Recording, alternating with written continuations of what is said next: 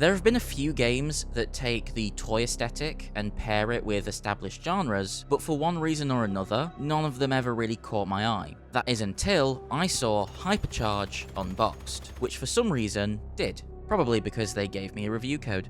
I was willing to just claim the code and let it sit on my Xbox, but after the third straight PUBG loss in a row, I felt like something new. And I'm really glad I did. Hypercharge is such a simple delight that has me reconsidering all those other toy-based games I skipped on. So let's rip this pint-sized plastic shooter out of the packaging and explore what makes it a nostalgic blast and where it might fall a bit short.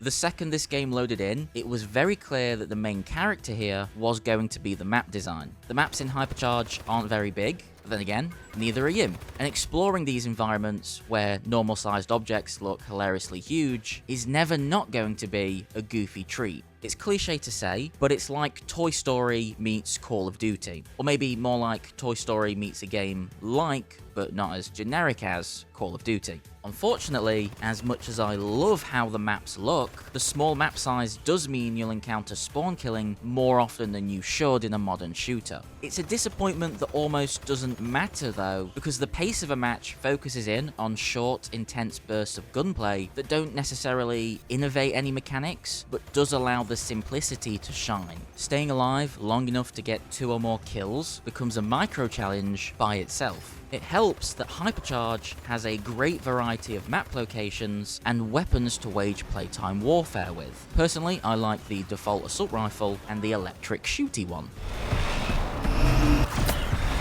This variety encourages you to try new tactics and find sneaky hiding spots. And unlike some other games where you feel like there's only 1 or 2 viable gameplay strategies that lead to winning, here I never felt railroaded into a gameplay style I didn't enjoy. It doesn't sound like much, but it means exploration consistently hits the tiny dopamine button in your brain. Speaking of rewarding dopamine exploration, the hidden collectibles and objectives littered around the levels added yet another layer of fun to the exploration. I actually found myself getting a little annoyed when my plastic parkour challenges were interrupted by evil Beyblades, but that's all part of the game's chaotic charm. I do wish the environment was a bit more interactive though. Imagine toothpaste squirting out of the tube when you walk on it, or unplugging wires that affect the light sources on the map. That could have added an extra layer of immersion onto this already well-realized teeny tiny world. I get that these touches might have been a bit too labor-intensive for an indie title, but yeah, you know, we're talking about toys coming to life and waging war on other evil toys. I'm allowed to dream.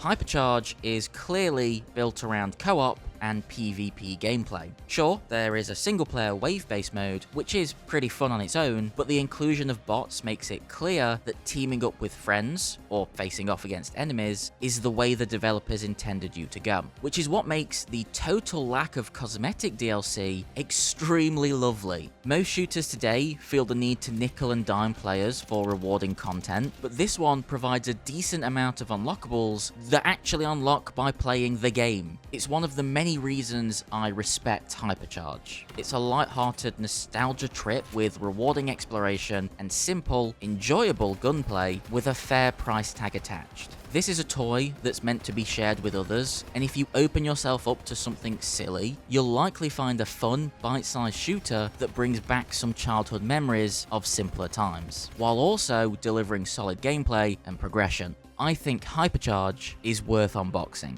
Now I want to know what you think. Has this video piqued your interest? Do you have a favorite toy-centric video game? Are you impressed that I reviewed the whole game without once mentioning the film Toy Soldiers? Yeah, re-record. I said toy soldiers instead of small soldiers, so technically I went even further in the video without mentioning it, which is even more impressive if you think about it. Feel free to share any and all that down in the comments. We'd also love if you liked and subscribed, but that's up to you, obviously. We also have a Patreon that's linked in the description. We don't lock off any content there, it's just for those that want to help us keep doing what we're doing. Regardless of all that, I'm just happy you made it this far in the video. Thank you for watching, and cheers.